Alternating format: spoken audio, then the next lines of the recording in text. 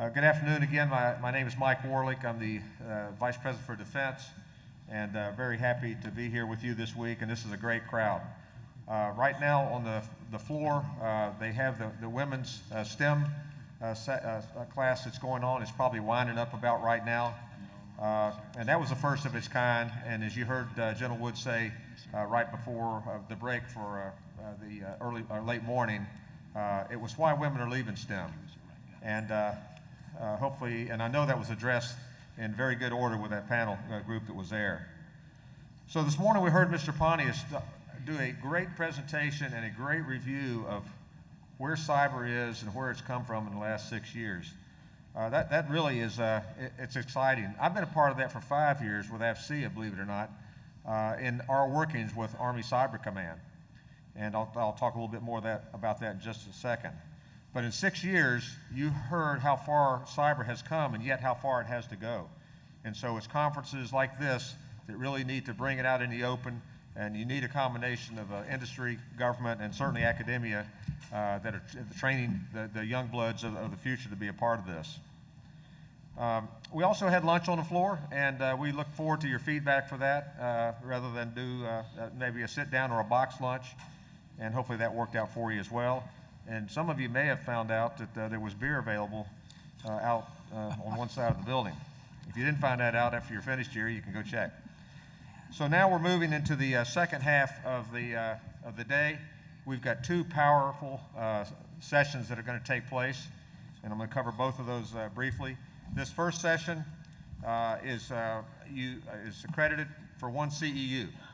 So if you're looking for CEUs, we're going to have essentially a stand-up break between this panel and the next one that follows it. So please get your badge scanned if you're looking for the CEU at that time. I don't want you to turn into I hate to use the word cluster as we go through this, but if you need your badge scanned, just go ahead and get that done after this session, and you'll get the credits for that. It's really my pleasure now to introduce the panel and Lieutenant General Rhett Hernandez. And this is where I go back to General Hernandez, because when he took over for Army Cyber Command, we were trying to put together a cyber conference up in Baltimore, and Army Cyber Command was our focus of support, and he stood up for that. But it goes a lot deeper than that, and I'll try and cover that in a second. He's had over 39 years of distinguished service in the military. He was the first commander of Army Cyber Command, where he was responsible for daily operations and defense of all Army networks. In this assignment, he essentially was in charge of 17,000 folks. He led the development of wide-ranging and transitional concepts, plans, and programs, really the forerunner of the cyber COE in a way, and the Army's ability to conduct land and cyber operations. Where it comes together for me is, in addition to that, he's started to build the esprit that you need to have in these organizations, like Signal and Ordnance and you name it. In this case, it's cyber. So he essentially founded the first cyber ball to start bringing that community together. This is pretty much the Army Cyber Command. He also had a vision for an award program for the cyber warriors, and you heard about the St. Isidore ball that's on August 20th. That's the outshoot of that. His organization designed the first medal that was called the St. Isidore Medal, and that's a medal that was a fantastic looking medal, but it's been scaled down a little bit in size and the way it looks over the last 2 years, and so we have a medal now that is very appropriate and significant to other medals that you might find for the other different occupations in the Army. So General Hernandez was really responsible for that, nudged it a little bit, and at AFCEA we took it on board and worked with his team and got that going. So General Hernandez currently serves as at the West Point Cyber Chair at the Cyber Institute, I should say, and he's also the president of CyberLens. He's going to guide a panel that's worked a few weeks on getting ready for this afternoon, and I think you're really going to enjoy this panel today that's entitled Challenges of Critical Infrastructure Protection. So we're going to take it the next mile. Ladies and gentlemen, please welcome the panel and General Hernandez. Okay. Hey, thanks, Mike. Hey, just so you all know, I cannot sing nor dance, right? But the ball was still a good time. What an unbelievable conference. Let me thank all of you for coming back. It's a Herculean effort after having 10 pounds of brisket. I hope I can make it through the next hour and a half. You know, I would also like to thank General Fogarty for all the work that he's done, and really Ron Pontius in his tremendous remarks this morning. But during lunch, I heard some rumors, and Hernandez was not at that 1909 meeting. Okay? But he did bring back some memories. So as you stand up a command, the phone's ringing, and I yell, "Who's going to answer that?" And the lone voice for the other person on the team said, "You are, sir." That's what it's like when you start a command. Second, I was woken several times at night. Bill Lair may remember this, in the middle of the night. "Hey, how come you use the word offensive cyber? You're not allowed to say that." So we spent the next day coordinating with Cyber Command, back to a lot of high-level people saying, "Hey, we need to start telling the world what we're about." And this morning you heard offensive cyber routinely rolls off our tongue these days because it's critical to it. The third story is this idea of who I summoned to my office. Some would say I summoned them all the time, but at the end of it, I told them all what Ron said this morning, and that was, now go make yourself second to none. And that's really what the command and what the cyber COE are about, and you heard a tremendous update that says they're well on the way to that and telling the world that we intend to be second to none in this space. So let me start by saying I'm excited about being here with this panel. We really have prepared for a couple of weeks on critical infrastructure protection. No pressure down there. But I want to thank AFC and the Cyber COE for making this conference really possible, but more importantly for making this conference what it is. And it has turned into an unbelievable event each year, and I'm excited to see what will be next. I want to thank all of you here, government, industry, and academia, for what you do every day for our collective security, and that you're a part of this critical mission that we're all embarked on. But special thanks to General Fogarty for what he's done in the last few years here, and for what he will continue to do. And many of you sitting out there who are also pioneers in many regards for the work that will continue to go on for generations to come. Before I introduce the panel, I want to set the stage for this discussion with just a few comments. And I'm going to start with the definition of critical infrastructure and help us better appreciate why it's important to the Army. Critical infrastructure consists of systems and assets, physical or virtual, so vital to the U.S. that the loss or destruction would have a debilitating effect on security, national economic security, public health, or safety.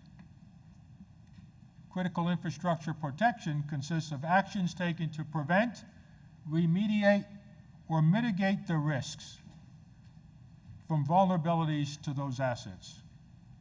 And our nation, as many of you know, has identified 16 critical infrastructure sectors: the defense industrial base, emergency services, energy, financial, government, facilities, IT, health, transportation, and water are just a few of them, all of which exist on every one of our post camps and stations today around the globe. Not all may seem equal, but each sector contains assets and systems that are vital to our nation, and most are interconnected. Imagine the number of sectors impacted if we lose power. While there is potential for destruction against critical infrastructure, in my view, it's disruption, not destruction, that can cause us to lose confidence in the basic services that we all take for granted every day. Trust is an essential ingredient, and from a cyber perspective, critical infrastructure may in fact be our Achilles heel. Just imagine the impact of our ability to defend the homeland or conduct military operations if we lose power, or if our ability to operate in space or cyberspace is lost or even degraded. Clearly, the cyber threats our nation faces continue to grow. Critical infrastructure sectors have been tested and they continue to be probed every day. As we saw in the Ukraine, the cyber attack on the power sector is possible. Cyber operations will be a part of all military operations today and in the future, and we must be prepared for those who will seek to gain strategic value by impacting our will and means to fight, either before forces are deployed or before we may even recognize that we're under attack. Clear roles and responsibilities within government agencies, to include the federal, state, and local level, are essential, but so too are the responsibilities between the public and the private sector, since most of the critical infrastructure is owned and operated by the private sector. Today, the Department of Homeland Security is responsible for protecting our nation's critical infrastructure from physical and cyber threats. Department of Defense's April 2015 cyber strategy for the first time establishes a strategic goal for DoD to be prepared to defend the U.S. homeland and U.S. vital interests from disruptive or destructive cyber attacks of significant consequence. How this team works together and DoD stands ready to meet this goal is no easy task. Today's panel will address not only the challenges, but highlight what can be done to help prevent, mitigate risk, as well as increase resiliency to better protect the critical infrastructure. They're ready to address a wide range of topics, including a wide range of topics that are important to critical infrastructure, as well as what's required for our military to maintain its freedom to operate in cyberspace and assure the mission regardless what that may be. So here are a few questions to consider and to get started as you listen to their thoughts. How do we increase clarity on roles and responsibilities to protect critical infrastructure while enabling, not hindering, operations? How do we grow an elite cyber workforce able to outthink, outmaneuver, and out-innovate our threats while operating in a software-defined and Internet of Everything world? How do we move beyond situational awareness to situational understanding, and from information sharing to providing timely, relevant, and actionable intelligence? How do we create an integrated platform with capabilities that reduce risk, increase resiliency, and develop redundancy to ensure we can continue to operate? In the end, how do we provide real-time automated responses to prevent or limit impacts on our critical infrastructure to ensure we can continue to operate? And how do we ensure our post camps and stations continue to operate under any conditions all the time? Or to ensure that we're prepared to operate in megacities by protecting our critical infrastructure while denying the same to the potential adversaries we may face. So our panelists bring relevant experience to this topic and can answer all of those questions, and probably then some. I'd ask you to start teeing up your questions for them, but let me start by introducing our panelists. First, next to me, Major General Bruce Crawford, Commander, CECOM Communication Electronics Command. You heard from him yesterday. He's a seasoned operational leader, trusted professional of character, and has led from the strategic to the tactical edge. He knows what it takes to operate and defend our networks, platforms, and weapon systems. And he understands the role software will play in critical infrastructure protection. He knows the threats we face and the urgent need to protect our critical infrastructure. Next to General Crawford is Mr. Eric Bassel, Chief Operating Officer of the SANS Institute. He brings a wide range of operational experience. I know him well. He understands the value of world-class cyber workforce and the need for experts in ICS SCADA systems to meet the growing threat. He knows well the imperative for challenging, realistic cyber training by not just individuals, but probably more importantly, teams to defend the nation and to help achieve operational objectives. Next to Eric is Ms. Natalie Gibbons, Senior Vice President for the Defense Intelligence Group, Booz Allen Hamilton. She has a wide range of cybersecurity experience with recent experience in the healthcare and energy sector across defense and government agencies. She understands the importance of assurance and resilience to ensure our critical infrastructure continues to operate. Next to Natalie is my friend, Rear Admiral retired Bill Lair, Director of Government Cyber Solutions, Information and Services, Raytheon. I had the opportunity to watch Bill in action when he served as a Deputy Commander, U.S. Fleet Cyber Command. He understands the importance of securing our critical infrastructure, predicting and managing risks, and is focused on solving our toughest cyber challenges, of which I'd argue critical infrastructure protection is at the top of the list. On the end is Mr. Sean Wells, Chief Security Strategist, Public Sector, Red Hat. His NSA SIGINT experience is invaluable in appreciating not only the threats we face, but the need for innovation and collaboration to create solutions that reduce potential gaps and risk while increasing operational effectiveness. So with that, I'm ready to get started, and we'll have each panel member give their brief remarks. I'll ask a few questions, and we'll open it to the voice for his questions. Over to you, please, Bruce. All right, sir. I'll start by saying thank you to you, sir, for, yes, you were there. As I said yesterday, when we were having the broader cyber discussion, when the page was blank.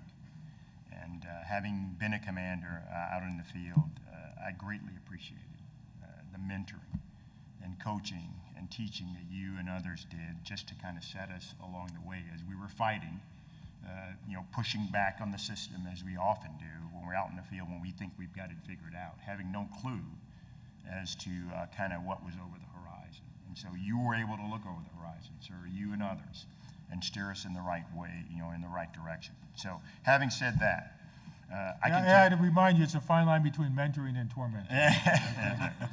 Yes, sir. It was mentoring, sir, and eventually, the lights started to flicker, and then we all got on the team, and so there was lots of learning going on back in the 2010, 2011 timeframe.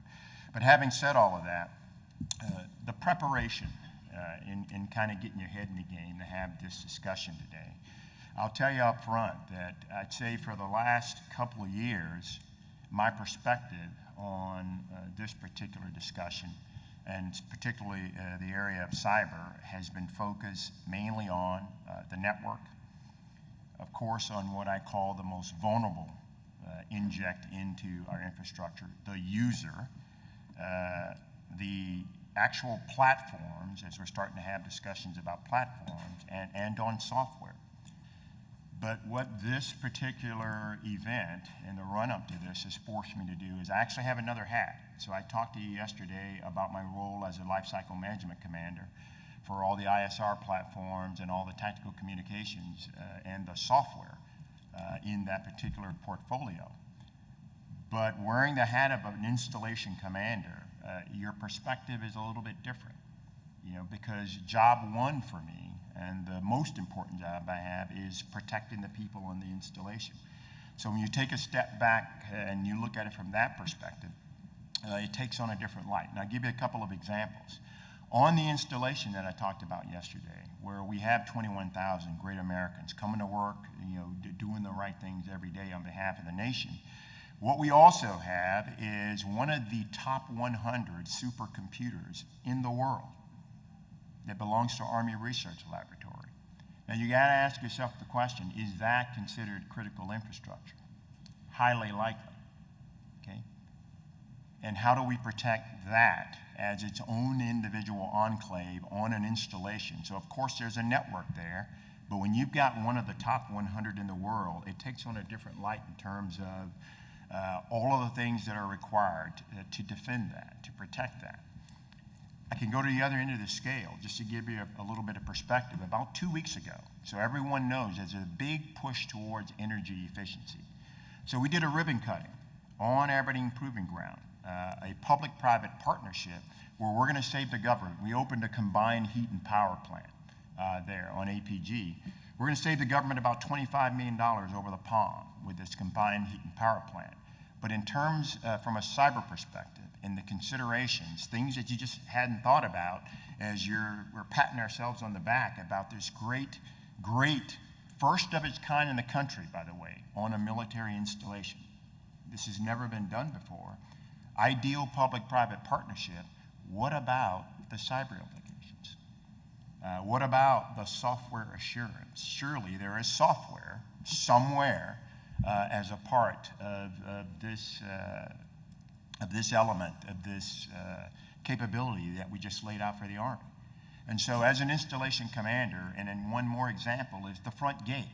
Every post-camping station you go into today, at the front gate, the folks are not taking ID cards anymore. Most of them are moving towards an automated way of scanning you in. How secure is that capability? Because I don't own it. Again, as a post commander, there are 92 tenant organizations and 21,000 people on the post, but only about 5,000 or 6,000 of them report to me directly, as I'm wearing my CCOM hat on a daily basis. So again, one of those kind of questions that make you take a step back and look at this, sir, and I appreciate the opportunity to participate, and we'll allow our other teammates to talk here. But as the installation commander, when you don't own everything, but everything on the installation is networked and has software, what are the considerations, especially when you got public-private partnerships, because you're crossing many boundaries when you take a look at that particular challenge. So I just offer that as an opening comment, sir. My position here is we can talk from the LCMC commander's perspective, but this becomes really interesting as an installation commander when, again, you're charged with protecting the people on the installation ultimately. Thank you. Eric, please. Thanks, appreciate the comments. Hopefully everybody can hear. When I was told we were gonna stand up here and get questioned, I thought that's really not too fair. So I really wanted to turn the tables a little bit. You all had brisket, we didn't get to eat brisket. So I want to ask a couple questions of you all. So these are easy, they're sort of softballs, so I'm setting the stage hoping you'll send some softballs this way too. So first question I have is, how many people in the audience have served in uniform or are still serving in uniform right now? If you don't mind, raise your hand. Okay, how many people in the audience have served in combat, either as a contractor or others? Awesome, thank you. How many people aren't going to raise their hand no matter what question I ask? No, it really does. For me, it helps set the stage for the rest of this 2 hours and 30-minute panel discussion. Oh, you didn't hear us 2 hours and 30 minutes. Seriously, this is, thanks for your service. You have to go a long ways back in history to find a time when so much sacrifice for so long has gone on. Really, since 9/11, there's been an awful heavy lift by the people in this room, and thank you for that. I do want to take a bit of a hard right turn for about 90 seconds to 2 minutes of my 3.5 minutes. There's this quote, and this is important because many in this room are soldiers, a quote that all of us are familiar with. It says that soldiers are always preparing for the last war. I think actually the quote says generals are always preparing, but I changed it to soldiers are always preparing for the last war. And I sat and reflected on that and thought and said, it's certainly true, and to a certain extent to be expected, right? I mean, it's what we know. We do AERs, we do lessons learned, we come back and of course we would. So why does that occur? Well, frankly, it's what we're living through right now. Technology changes. The technology changes and has always faster than we can, and then we find ourselves in a reactive mode. We're trying to catch up and change our tactics and our strategies to match the technological change. And never before have we operated in an environment where technology is changing as rapidly as it is today. So I wanted to take 90 seconds, take a right-hand turn, and look back on history just a little bit. We can go back to August 6th, 1945. Remember what happened that day? We dropped a bomb, little boy, in the town of Hiroshima. And then a mere 6 days later, we dropped a second bomb on another city of Nagasaki. Technology had forever changed the geopolitical landscape of the world. It would never be the same. There was two clubs, those that had nuclear weapons and those that didn't and wanted to have nuclear weapons. So I sat there and said, is that where we are today? I mean, ever since Al Gore invented the internet, have things changed? Is that a relevant comparison? And I stepped back, I said, I don't think so. I don't think it changes it in that manner, it changes it differently. So I looked a little bit further back in history. I looked back to the medieval times, back to the 1300s, during the 100-Year War between the French and the English. There was a brand new technology back then. Anybody remember what it was? The longbow. I think this one is actually a little bit better one to look at. In the Battle of Crecy, in 1346, the longbow came out and really showed its relevance. It was 60,000 Frenchmen against 20,000 British, English, I'm sorry, not British at that point. The Frenchmen's casualties included 11 princes, 1,200 knights, and 30,000 soldiers. The English casualties included 100 soldiers, 100, 60,000 against 20. But that's different than the previous one. That's different than the nuclear weapons because the longbow had been around a little while. The longbow was a technology that everybody had. It was a technology that the French had and the Spanish had. But the English had taken it to a different level. The English kings were brilliant at this point. They set up competitions and tournaments. In these competitions and tournaments, they awarded lavish gifts for the winners of these archery competitions. So everybody had the technology, but only the English could use it. And they could literally kill a knight from 400 yards. Nobody else could come close. So I stepped back and said, is this a more relevant history lesson for us? And I think the answer is, in present days, it is. And why? Well, let's fast forward just a second. Now we're back to present day. Our adversaries, what would you do if you faced the United States of America? Arguably, the most capable military force ever assembled. I might say, unarguably, the most capable and practiced military force ever assembled.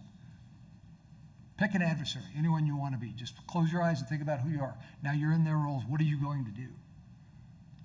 I assure you, if I'm in that role, I'm going to lie, cheat, and steal. I am going to go into an asymmetric warfare, or as General Cardone said from this pulpit, last year, hyper-asymmetric warfare, and I'm going to use cyber warfare. Now let's actually take it and look at sort of what the Russians have done. You know, they've been combining cyber and kinetic activities since 2007. That's before General Hernandez actually had Cyber Command. It's before there was a Cyber Command. They've been doing it. Remember Estonia? Not that far back, really. It seems like it was just yesterday. They got a little irritated, and they shut down the entire ministry's networks, astonishingly. Then they went into Georgia, same thing, combined kinetic and cyber. And most frequently, or most recently rather, in Ukraine.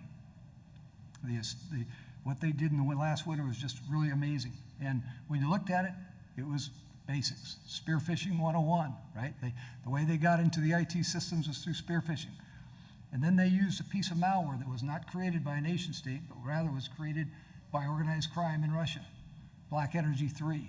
They tweaked that a little bit, used that, escalated privileges, standard pen testing 101, pivoted from the IT systems after they took control of it, migrated over through the HMI, human machine interface, and took over the operations system. Unbelievably simple. Pretty soon, they could control the power grid for eastern Ukraine. They literally had the ability to shut the power off to hundreds of thousands of people, just like that. So, you go from there and you say, what lessons can we learn there from what the Russians did? The attack wasn't that sophisticated. Frankly, we had a red team from the National Guard do that against one of our own power distribution companies. That attack, very similar, took them 22 minutes to conduct. The outcome was virtually the same. But, although it wasn't that sophisticated, it was exceptionally well coordinated. And the op tempo The OPTEP of the continuous attacks completely overwhelmed the defense, and they achieved massive kinetic impact through cyber attacks. The thing that really stunned me most was just how well coordinated it was with their kinetic attack too. Remember back, this is December 2015, they did it on the eve of a massive kinetic attack in the middle of the winter when, last time I checked, it's likely to be cold and that power is going to be important. So great, Eric, thanks for the history lesson. What do we do now? That's why we're here. That's why you guys get to, put the questions in there and ask us the hard stuff. But I'd like to say, hey, look, it is like the longbow. This is a case where it is the archer, not the bow or the arrow that matters. The skills of the individuals that are in this war matter tremendously, just like in the 1300s with the English. We need to take a play out of theirs. We got to start early, like the king did in England back then. We're setting up competitions and training people in grade school and high school. I mean, it was brilliant. And we have organizations that are doing that. Organizations like AFCEA, that, hats off, creating tremendous opportunities for scholarships in STEM and scholarships in cyber. Cyber Patriot, they're doing an amazing job. The cyber races, CCDC for the colleges. Those organizations got to create the backbone of people that we can pull from. We got to continue to raise the bar in the training of our individuals in the schoolhouses. But as General Hernandez is, we're now ready to take the next step. We got to start thinking through combined team-based training, first for our cyber warriors and then our warriors as a part of the combined forces team. And we got to integrate it. We got to remember this is a team sport. It's incredibly complicated, and our critical infrastructure is absolutely necessary if we want to be able to wage war. And as my esteemed colleague said, that's going to be tricky because, again, it gets narrower and narrow. So thank you for the chance to talk and divert for about a minute and a half. I got to turn it over to Natalie. Thanks, Eric. That's a wonderful history lesson, great background. I'm going to rewind a little bit, and thank you also, Rhett, for putting together a great panel here. I know you will see what Eric was saying about it, taking a wide variety of skills and backgrounds to try to tackle this problem. You'll see that from this panel. Everybody's background is completely different. I'm really pleased to be here to participate in TechNet Augusta. I have a long relationship with AFCEA. This is my 30th year as a member, and it's the 70th year of AFCEA, so shout out to AFCEA for all that it does. My years over that 30-year period have been spent primarily on the defensive side of cyber. Programs like the STU-3, most of you in the room may have never even heard of, 3,000 bits per second, very slow, but it got the job done at the time. And fast forward through NSA's programs for multi-level information security, global grid, and a lot of things that are long, long ago. And my early years were spent very much on the defensive side and very much in the IT infrastructure. So as I started to think through the today and the commentary and what we would talk about, an interesting side story for me, just last week on vacation at the Cape, my daughter, who's a millennial, a 28-year-old, lands in Boston. She's supposed to get on a bus to come and see us, and she announces about an hour before the bus leaves that, and this is all by text, by the way, because that's the communication method now. She says, well, I don't have any cash for the bus, and I left my debit card at home, so I just have a credit card. And we happen to know that at Logan, you can't buy a ticket with your credit card at Logan. So a little bit of fast thinking, we got her onto the free Silver Line bus, got her over to South Station, and they do have kiosks. She was able to use her credit card. She got to us, everything's fine. Why is that important? Because when you think about critical infrastructure, sometimes we don't think about the simplest things. That was just a vacation trip.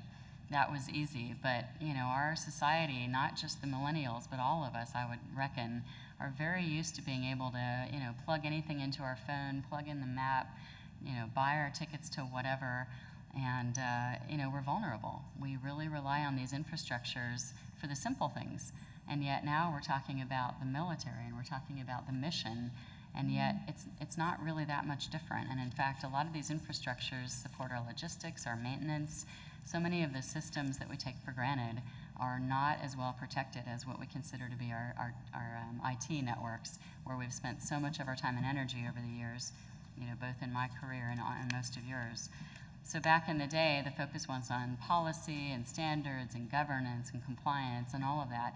That doesn't seem very interesting, but as Eric pointed out, a lot of what I'm seeing as we get into the notion of critical infrastructure and we start thinking about integrated control systems, is it is back to the basics. A lot of our problem is that we don't think that is as important as getting our cyber warriors online to go do really interesting things online. Well, that's important too. But getting back to the basics is a little bit of what I plan to focus on today.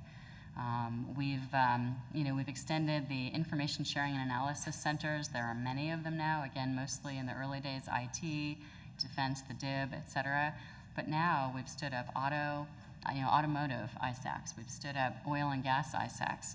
So when this panel was portrayed as a panel that could help you think through the partnerships with industry, academia, and government, the ISACs are one of many mechanisms, and they affect the Army. They will help the Army because we have need for the power systems, the oil and gas.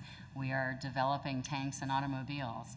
They may not have the same kinds of vulnerabilities that we can easily point to in some of the commercial vehicles.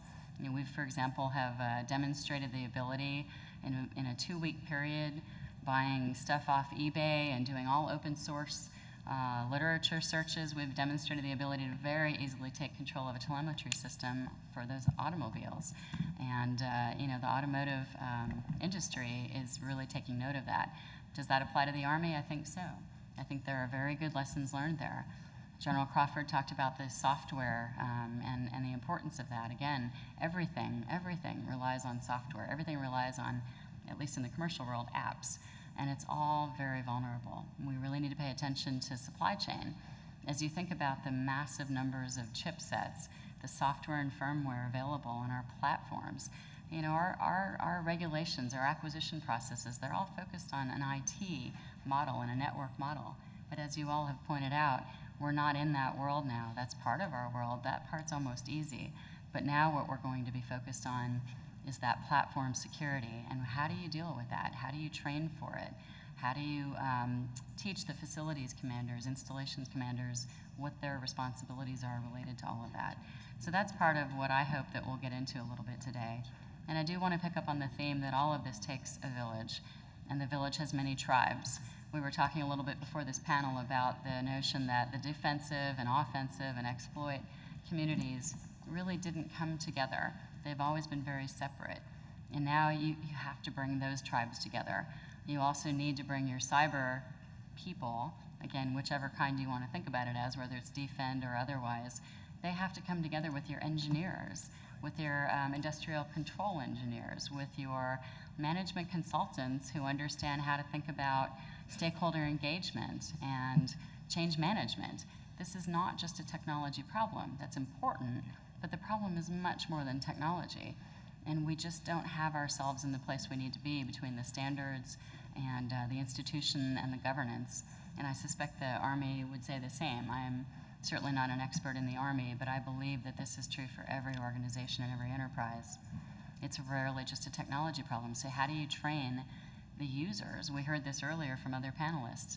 It's not just your cyber people that are responsible for defending the network and your integrated control systems, industrial control systems. It is also every person, every user that touches that, and your trading partners, your suppliers, your supply chain at large. Everybody in that chain needs to be trained and aware and exposed to their responsibility for being part of the solution here. So from the industrial control system perspective, a couple of key points. Years ago, probably 6 years ago, there were very few incidents reported. Last year, over 300 incidents were reported, and that's just the ones that were reported. Those are real attacks.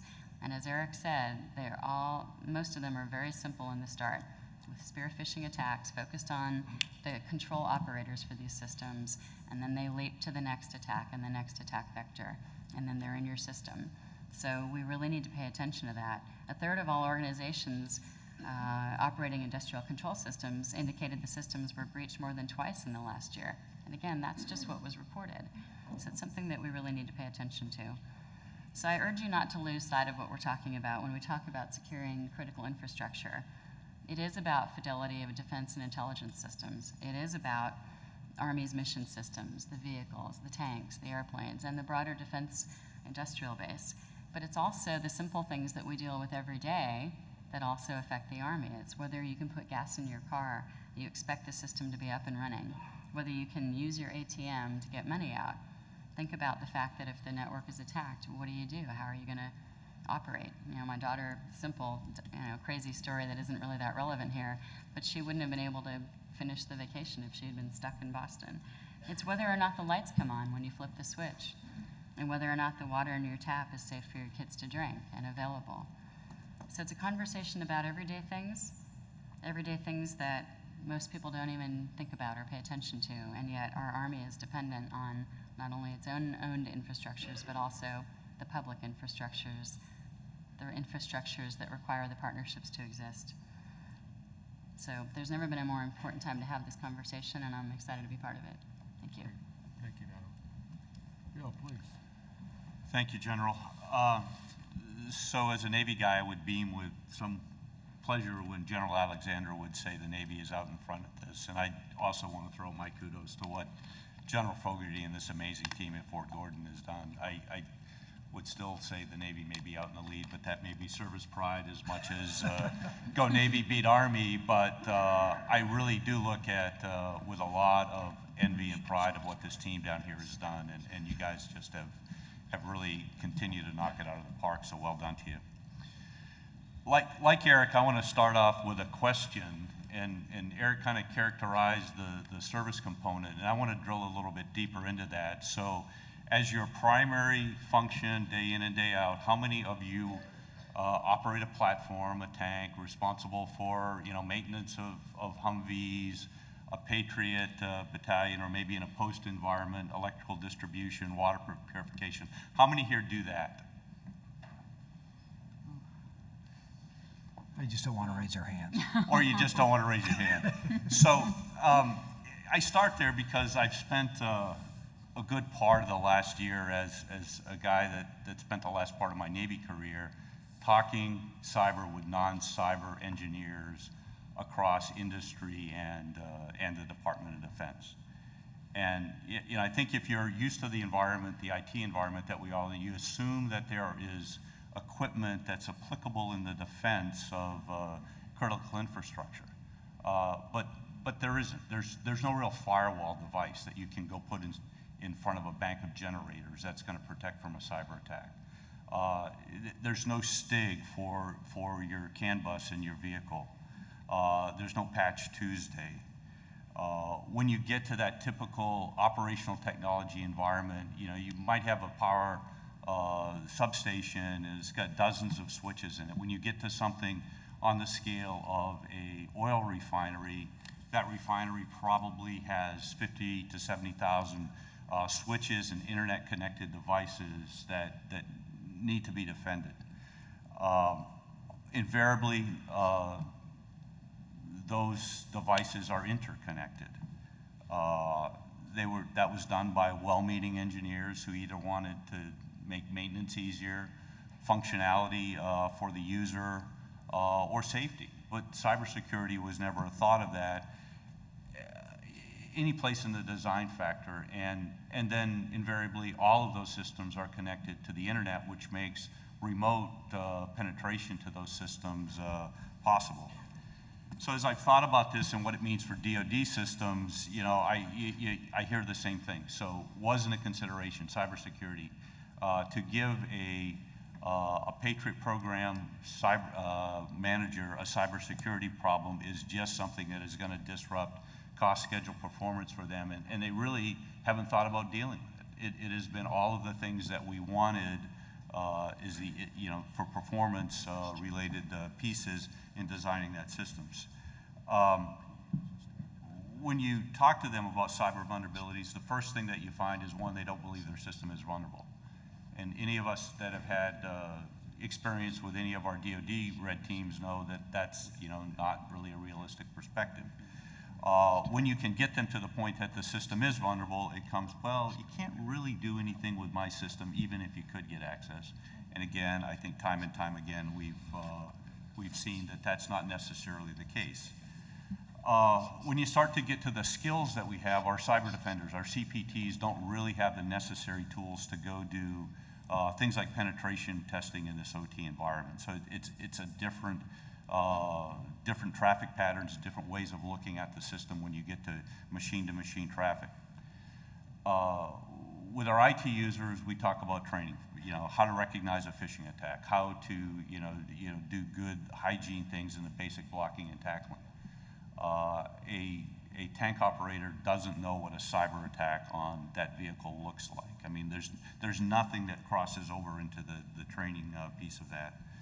And then when we talk about risk, we kind of understand that it's those user vulnerabilities that induce risk in our IT systems, where in OT system, it really comes through all of the things that were designed as functionality: maintenance ports, diagnostic equipment, telemetry to move data back, and all of those things that become where risk comes into play. There's a trust relationship, and now I'll jump over to combat systems. So when we think about trust in our IT networks, it's really a hardware solution in many cases. Here we're talking about networks. So if we have a system like Patriot, where we exchange data on a system like Link 16, we've got to think about the risk that induces from a cyber attack using that kind of communication structure that we need to do to share vital command and control and engagement information. So again, like every place else, cyber is a team sport, and we've got to start thinking across the space. Eric talked about some of the attacks that are there. We spend an awful lot of time on network defense. The attacks that we happen to have seen really were to get a mission kill on some other system, whether you look at Stuxnet, whether you look at Saudi Aramco, Estonia, Ukraine, or even Sony. It was a destructive attack, and we might have a hard time getting to Sony being critical infrastructure protection, but we all serve to protect a free and open press, and so the media is part of that critical infrastructure piece. We've got to spend some time teaching our non-cyber engineers what cybersecurity means and why it's as important. It's a different risk equation. We've got to think through that. How do you prevent a mission kill rather than how do you lock everything down tight? We wouldn't be able to afford that. We've got to have testing. We don't test our critical infrastructure protection, whether a combat system or any of the myriad devices across all the sectors for vulnerabilities. DoD has started that in the operational testing world to test for cyber vulnerabilities, but we're falling short. We need different thinking in this. So recently Secretary Carter announced the bug bounty program. I think a bug bounty program in the OT area would be another thing that we've got to try and think out of the box in what becomes a way to find vulnerabilities in interconnected systems. I mentioned the CPTs. They've got to have better tools. And then we need new technologies to address this. There really isn't something that could detect small deviations in plant operations. So think about what our malware systems can do today, and talk about the Cyber Grand Challenge that's going to happen tomorrow afternoon in Las Vegas.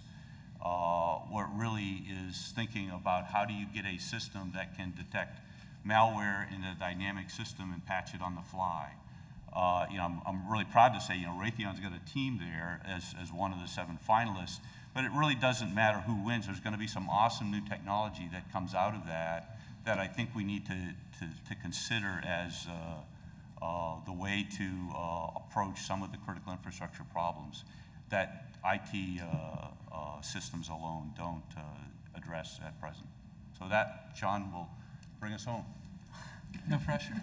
I took a job at Red Hat about 10 years ago, and I was really nervous about how am I going to sell free software? How am I going to work at an open source company and sell free software? And then I had to go up on a panel in front of rear admirals and generals and do cleanup. So no pressure. So my background is, well, I've clearly never been a rear admiral or general, but I have been a SIGINT analyst for NSA, and I got that role back. Today we use iTunes to download our music. In prior generation, there was something called Napster and Kazaa, and just before that, you'd have a friend who would download it somewhere off the internet, and you didn't ask questions where it came from. So I was that guy who would actually go hack into the government and academia sites and turn them into distribution points so my friends could download MP3s and movies. So I did this for a number of years, actually, for about 3 years, all through my middle school age. And middle school, yeah. So I was scanning, back then, in the late 90s, the only people with bandwidth were the government and academia. So I would do these network scans of .gov. I'd stay away from the .mil, and then I got into .edu because universities would have like all these T1s and these T3s, and that was so fast on my 56K modem. It was so great. So long story short is I hacked into the Johns Hopkins physics laboratory. And as a teenager, I had no idea that Johns Hopkins had ties to the government at all. I just, thought it was a university down the road. So, long story short, I got caught. Lo and behold, NSA works with Johns Hopkins, and they have some pretty good SIGINT guys. So I got caught, and I started working for NSA in the early 2000s. So it was one of these days where I'll never forget. They came to our door. It was my mother and I. This 2 FBI agents, and one was really tall and scary, and this other was petite and not scary. And the petite one was the special agent. I'll never forget the special agent who threatened to throw me in jail. And this big burly guy offered me a job. So I took it. So you fast forward, and I was really fortunate that the government doesn't have indentured servitude. They have to pay you. So I became a DoD civilian at a GS1 Step 1. And here I was at like 16, and I got my $8 an hour, and I thought I was rich. It was great. But then 9/11 happened. And next thing you know, it was about 2004, and NSA started what they called the NSA Spring Offensive. And at that time, the director was actually Hayden. He started what they began to call capture or kill missions. So I landed a job in the high-performance cell phone group. So all those SATCOM phones, it's very public, we track them. So my job was to go through what they called capture or kill, a high-priority target list of Al-Qaeda leadership, and find them based on their cell phone. And it was great. It was, I thought, 16, 17, doing mission, it was the most wonderful time in my teenage life. And then they changed the cell phones they were using. So they went from Model A to Model B. And this was my first time in government. I didn't know what that meant. So I know I had to change my software to track this new model of cell phone, and I had to write some new algorithms. And we ran it in dev, and it was great. It was fine. We got some sample data. It worked. And we tried to push it to production. In this case, I worked for NSA S3, a SIGINT group in NSA. So we had to push it to the network. And we were told to stop in the middle of the mission because security had to come in and run a code scan. So it was my very first lesson of how debilitating security could be to mission. And it became kind of this purpose, this mission of my own, to remove that debilitation, to make security not necessarily an encumbrance, but a competitive advantage of the technologies we use and the processes we follow to deploy them. So that was kind of my perspective on the world, and it remains that. So now as we fast forward, we get into these situations where about 3 weeks ago, the Department of Energy had what they called the DOE Cyber Symposium. It was held just outside of Denver, and it was really interesting in that they told a story where an unknown adversary tampered with GPS signals for the power grid in Utah. And I was like, all right, well, I'm a software guy. What do I care? Like GPS, that's not cyber. And what they ended up doing, it still remains unknown. They ended up tampering the GPS signal. So when you go from power substation A to somewhere down the line or somewhere down the state, they use GPS to measure how long that power takes to get from point A to point B. So if you can manipulate that data, the power company will say, oh, the power's not getting there in time, let me ramp up the voltage. Or maybe it's over-consuming, let me power it down. In this case, they ended up, because the automated systems, the GPS data, the corrupted GPS data, told the power company to ramp up the power. And next thing you know, 70 substations were blown, and those 70 substations provide power to NSA Utah. So it's interesting now where all of a sudden we have to kind of determine where is the cyber boundary. When I was at NSA, it was software. Like I could break it, I could hack into it. That's a very clearly defined boundary. But now when we're dealing with GPS systems, whose job is cyber? And at this Department of Energy symposium, we actually had the CTOs of the national labs, so Oak Ridge National Lab, Lawrence Livermore, and some others. And the CTOs were quick to raise their hand and say, well, it doesn't have an IP address. It's not our problem. So that conversation of how do we create these demarcations is still relevant more than it ever has. And even when we do create these demarcations, what do we do? It's been a continuing theme, especially from Natalie, about education. So what does it mean to be a cyber warrior? What does it mean to gain awareness of these skills? How do we develop the core content, like the curriculum? So one of the things that has been going on is I do work for Red Hat, but I sit outside of that role through my work at MIT and Harvard. And one of the things we began to do is create open curriculum, or open coursework is what we call it. And it's kind of a collection of academia, DoD, even interesting parties. And we put curriculum on GitHub. And we say, anybody who wants to help write a malware analysis class, come help us. Anybody who wants to write an incident response class, come help us. And different universities are starting to teach that. So we're beginning, and I need to phrase it, just beginning to start to deploy it into places like Carnegie Mellon and MIT. I also had the privilege to go down to Pensacola and start to deploy it down there for Naval Postgrad. But the challenge is, one of the things I'd like to hear, maybe in the questions or comments, is what curriculum is needed, right? We have software development, that's fine. We have malware development, or development and response, since we're openly talking about offensive cyber now. What do we need? And then lastly, there's this idea where compliance scales security. So you mentioned, we don't necessarily have a STIG for a lot of things, but a lot of our IT is software-based. We do have a STIG for Linux or virtualization or identity management. And one of the things that is just beginning with DISA is we're taking that and open sourcing the DoD STIG process. So it used to be the government, mostly DISA FSO, would write these STIGs and then they'd become law and they'd get updated roughly every couple years. So how do we start treating policy like DoD STIGs as really an open source project? And the power of participation becomes a capability, and agility then becomes our competitive advantage since we're developing iteratively through open source. So that's kind of the perspective I have, and with that, I'll turn it back to General Hernandez. Okay, great, Sean, thank you. Okay, while your questions are coming in, let me tee up just a couple here for the group to address. Natalie started with the number of attacks reported, right, which we would all suspect there's a large number that we don't even know about. But clearly there's a growing number of attacks on ICS systems across a wide range of different sectors. So Natalie, what do you think? I mean, are they going to get, is it going to get worse? Is it going to get better? What's motivating them? And probably most importantly, what can we do to mitigate them? Sure, I'll start. I'd be happy to hear from other panelists too on this. So I did mention that the number of incidents reported was up.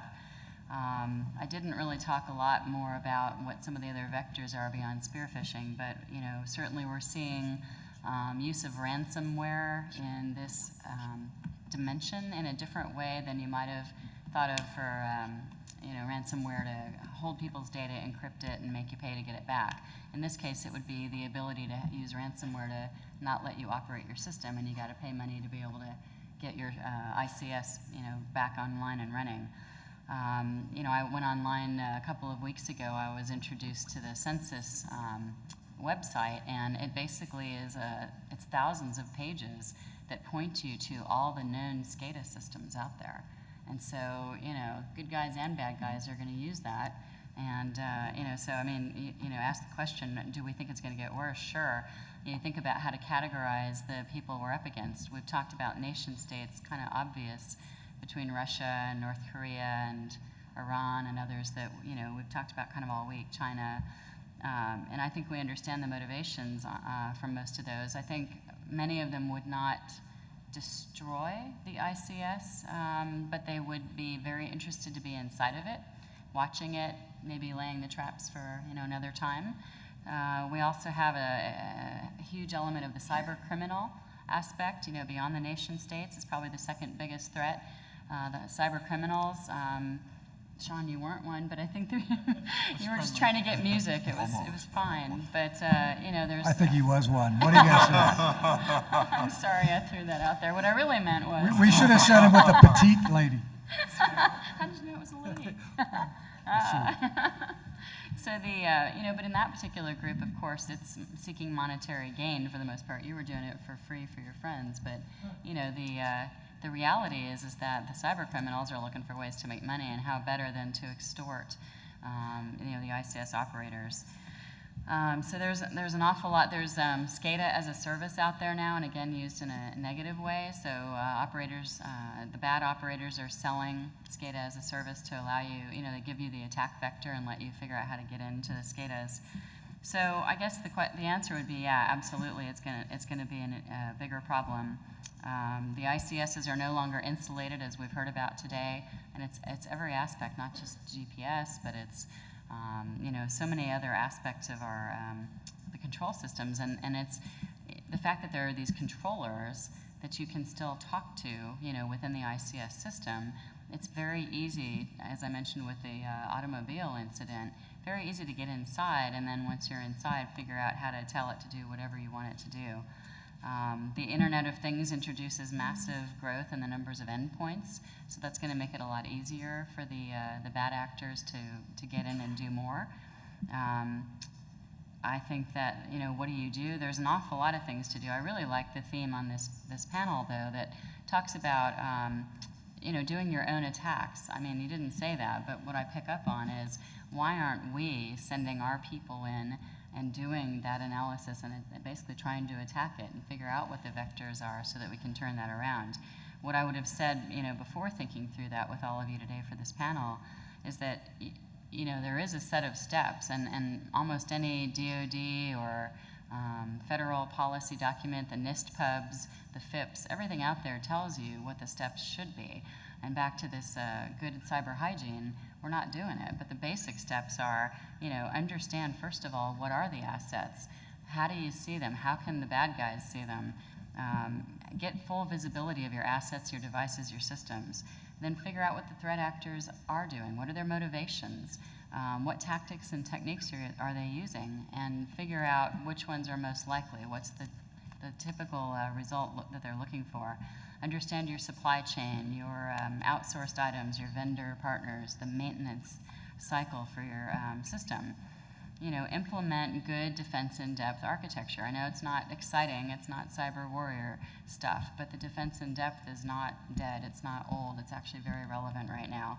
And what I mean by that is looking at not just your firewalls, which again, how do you apply that to an ICS, but there are ways to take a mental note of how you apply the same kinds of things we do for IT networks to your ICS.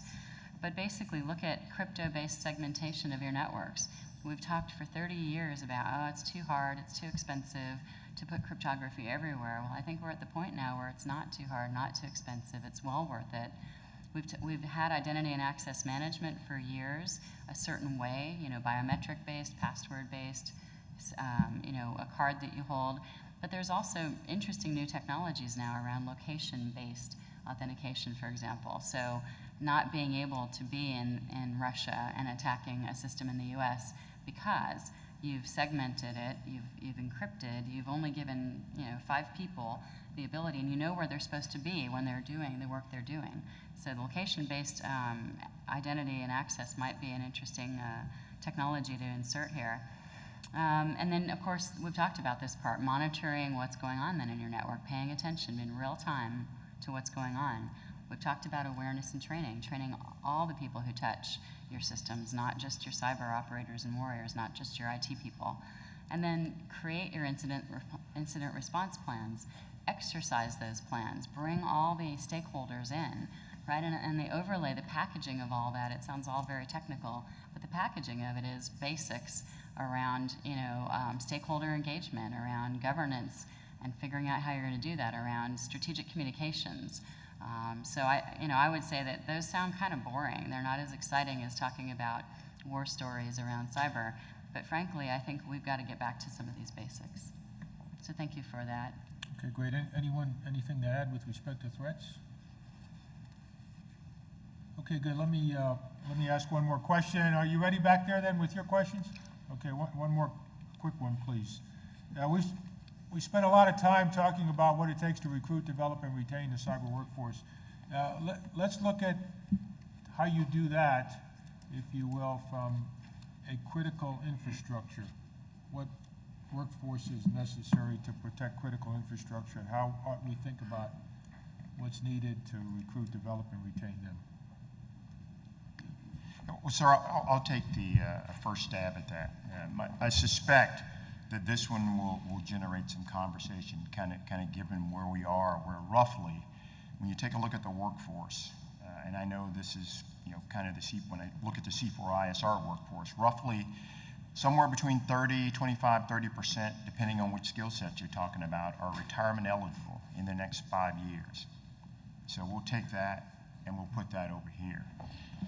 When we look at this particular kind of target, where we're lasered in on here in terms of the cyber workforce, I believe, and I could be wrong here, the question is not getting them. I'm not even sure, and again, I speak from a government perspective, I'm not even sure the question's going to be training them, as we've had markets evolve, industries have evolved that specialize in that. So we'll figure that part out, I think. The question's going to be keeping them. And so as I listen to, again, this is one man's opinion here, and I'll just offer this after having looked at this and spent a little bit of time thinking about this one. So as I listen to Sean, think about what you just heard. Not the content, but the enthusiasm. What drove him wasn't money at the time. There was something else there. Well, it was $8 an hour. Yeah. Here's one step one. Come on. Yeah, but it was, okay, so beyond the big bucks of the $8 an hour here, but what was the thing that drove him to do what he did? What caused this level of intellectual curiosity? I think we've got to think through that, and as we lay out all the variables in the equation that have to do with recruiting, with training, we've got to collectively figure out how we keep them. And so I might surprise some of you with what I'm about to tell you. I think one of the keys is going to be not to box them in. Not to say, I'm going to bring you in, and here's what you're going to do, and you're going to do this for the rest of your life. Because if you believe all of the studies about millennials, most want to hold 3 jobs in their first 5 years. And so if you look at the government, and again, I use Aberdeen as an example because it is one hell of a laboratory in terms of the very complex. When I talked about those 92 tenant organizations, they're very, very complex organizations. They're all delivering a capability on behalf of the nation, many of them. Many of them, if you look at Army Test and Evaluation Command, as an example, one of a kind in the world type capability there. And so if we recruit someone, one of the many, we reach 25,000 STEM students per year from Aberdeen, but if you are able to recruit and you bring them onto the government, we can offer them, and this is something we don't talk enough about, we can offer them the opportunity.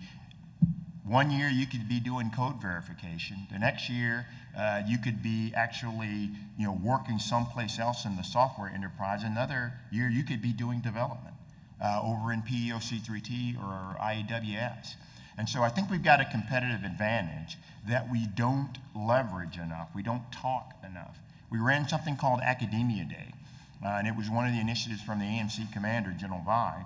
And we figured out that within a 120-mile radius of APG, there were 334 colleges and universities. if you included all of the community colleges. And so we hosted an Academia Day last November. It was the very first one for AMC.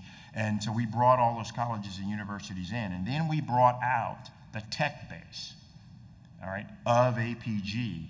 And we didn't want the students to come in. That's not who the target was. We didn't want the parents. We brought in counselors who talked to the students, who influenced the students to talk about what we do. And so my key point to this question, sir, it's not just getting them, and there's some work to be done on getting them, but we're making some headway. General Vi's initiative, it's called AMC 1000. It's to hire 1,000 interns per year for the next 5 years to try and at least put a crack in what I talked about in terms of, roughly 30% of the workforce will be retirement eligible in the future. But the getting them is the easy part, keeping them and motivating them and getting them to where Sean was. That's the thing we got to bottle and try and, spread to our young folks. And the last thing that I'll mention is with the government, we have another card to play that we don't often play, and it's called service. Most people don't know that a government employee takes an oath, all right? About 72 words that they utter, an oath of office, very similar to the one that I take and the one that the enlisted soldier takes. Most of our young people want to serve. So I can bring them in. We can give them those 3 jobs in the first 5 years. We can let them break things. There's lots of broken things at APG that we allow people to break, young people. They love to do that, but we also can offer them the opportunity to serve. I will never be able to pay them what industry can pay them. But to the last point here, I don't want to box them in. What if, for the sake of a good argument, we create something that allows them to go out to industry, work with industry, and then come back to the government to continue to serve? And so I just offer that as a thought. I'm obviously very passionate about this particular subject because it has to do with mentorship, but it's something else that I'm interested in. But this workforce development problem is not going to fix itself. There's going to have to be some intellectual investment into this particular issue from our perspective, but we got to change our thinking. It's the model that created our SESs that are out there serving right now, like Mr. John Willison that I see here from CERDAC, is not the same model that's going to recruit the next greatest generation of employees in this particular space. So I just offer that, sir, as some commentary. Thank you. Yeah, I'd like to actually, chime in a little bit here. I'll try not to make this like a Jerry Springer show here, but I agree that that's a part of the challenge. But I tell you, I actually think the finding is a big deal too. It's difficult, and especially when you get in some of these, OTs. I mean, some of the systems out there are, have a useful life of 50 years, and there's like 4 people that know anything about them in the United States. Not all of them, but when you're talking about operational systems in plants and refineries and stuff that are going to have a 50-year life cycle, that means that we've really got things that were put out there for 40 years ago, 10 years ago that we started to get smart about it. But the previous 40 years, they're clueless. And when we talk about having to, find people with that skill set, boy, you better have a way to assess them. You better have a way to track the assessment you did on it. You better have a way within your HRS systems to track that, hey, Bob Jones actually knows something about Wonderwear or whatever it is. That's going to be a big, big challenge as we pull together. And especially if you're sitting at Homeland Security knowing that's part of your mission, well, who do I go to? How do I find them? And unfortunately, if we don't sort of think about that in advance, we'll be in the middle of a major incident with people without power trying to go through it then. That's not the time to do it. So I hear you. I agree with your assessment that, hey, we need to create job diversity and allow people to change jobs. We should be able to handle it, but that's going to be a big deal. We're there to walk. But we better have a way to find them and bring them on the team too. Okay, excellent. Hey, just so y'all know that 30%, I'm in it. Okay, since I'm on Social Security, I'm self-reporting. All right, please, for some questions from the big voice. Yes, sir. Thank you. First question. In terms of critical infrastructure, the most significant vulnerabilities lie within the private sector. These vulnerabilities significantly impact national security. How is and how can the DoD help reduce these vulnerabilities?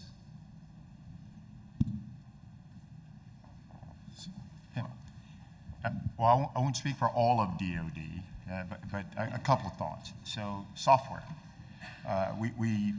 that's been a recurring theme throughout, at least the last couple of days. About every forum I poke my head in, within 5 minutes, someone mentions it.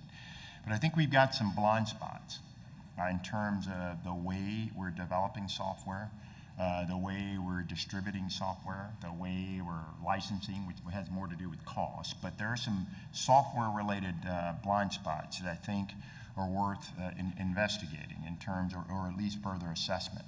So one of the things that we're going to do in order to try and get after this particular problem is likely in the January timeframe. We're going to host something called a software solarium, and we're going to do it at Aberdeen Proving Ground. And we're going to invite in our industry partners, academia, those who are key stakeholders, and kind of opinion makers in the area of software, because I think this is an area where we have a lot of common ground. And out of that, my intent of this is to have 5 or 6 strategic questions for the department and industry to try and get after, those mutual equities. Now, I'm going to do something a little bit sooner, but it's going to be government only, because I don't think we are ready to bring industry into that discussion. And so this will be in the January timeframe, within the next 6 months. My point being transparency and collaboration is the key to this from my perspective. I'm not the expert on this, but I'm not sure there is one, given the evolution of technology and TTPs and the way that things change. And so I just offer that as something to think about. I think that's one. There are many things that can be done, and we can get a little bit more specific on some of those.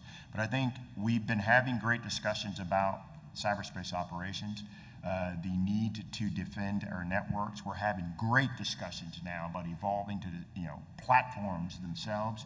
When you look at the computing power on one of our weapon systems now, it blows your mind. Even if you just went back about 5 years in terms of what's there. But now we're talking about going from our industrial base into the government and what those mutual equities are.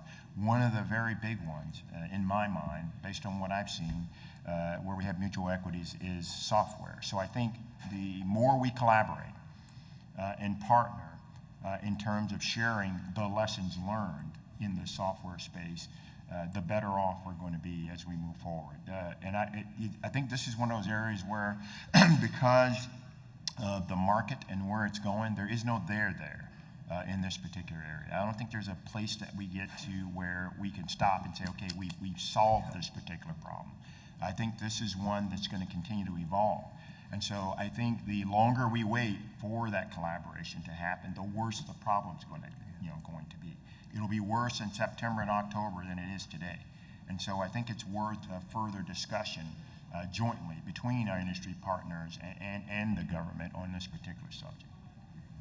Thoughts? Yeah, the other piece that I would add, and it's really one of the reasons I mentioned the DARPA Grand Challenge, I think government, DOD in particular, having such a huge R&D budget that kind of paces the rest of the government, can do a lot to get the right projects into the low TRL level research community to see what the new solutions are going to be. As a guy that had about 200 programs in my last job, and a good part of the Navy's R&D budget in my portfolio for cyber intelligence, command and control kind of software, I never really thought that I was efficient or reaching far enough ahead. So that's one of the things that I think, and General, to dovetail, can't wait too long to bring in industry, because I think the fact of the matter is, and I think Secretary Carter's kind of recognized that with the stand up the innovation units and looking at that. But most software comes from industry, and it gets embedded into DoD systems, but it's a drop in the bucket compared to good coding practices around the rest of the nation, and so I think you'll find great partnerships with software production companies too. I think one other, oh, sorry, go Yeah, so ahead. it's also, you know, I mentioned this GPS story when I was giving my own intro, and I had a chance to pull them aside. It was a commercial power distributor, and I was like, hey, you know, what's going on? And one of the things that came out of it is they never even heard of government standards like common criteria.